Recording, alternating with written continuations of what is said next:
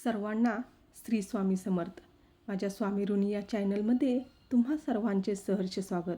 लग्नाची धामधूम सुरू झाली की घरात आनंदाचे वातावरण असते. या आनंदाच्या पर्वाची सुरुवात होते ती म्हणजे केळवण या गोड प्रथेने.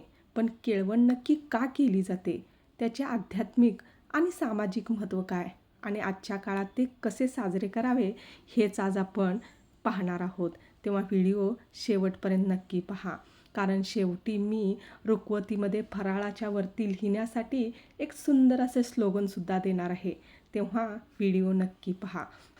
केळवण म्हणजे फक्त स्वयंपाक करून वाढणे नसते, तर केळवण म्हणजे लग्नापूर्वी जवळचे नातेवाईक आणि मित्रमंडळींनी वर नवरदेवासाठी किंवा वधूसाठी दिलेले ते एक प्रीतिभोजन असते. लग्नानंतर मुलगी आपल्या सासरी जाणार असते, तर मुलगा एका नवीन जबाबदारीत शिरणार असतो.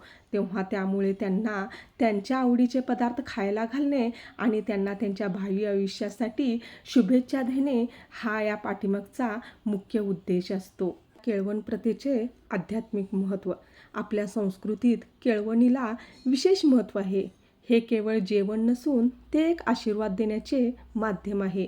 केळवणाच्या दिवशी कुलदेवतेची पूजा करून देवाला नैवेद्य दाखवून मगच जेवण वाढले जाते.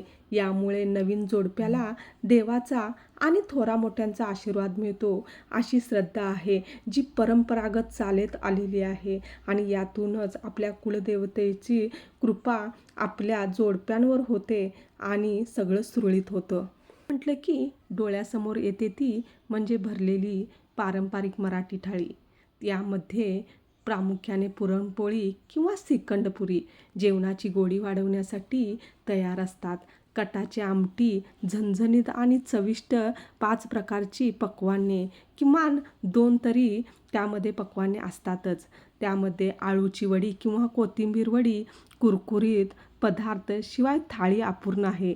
आजकाल अनेक जण हॉटेलमध्ये केळवण देतात, पण घरी बनवलेल्या अन्नाची सर कशालाच येत नाही, कारण त्यामध्ये आपल्या आईवडिलांचे, नातलगांचे प्रेम ओतलेले असते.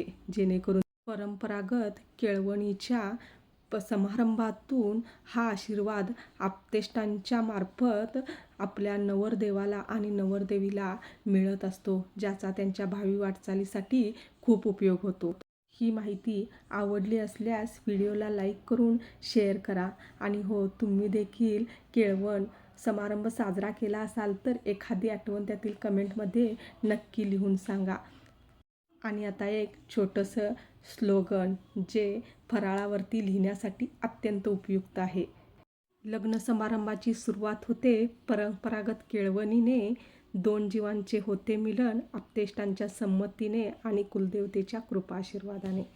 श्री स्वामी समर्थ.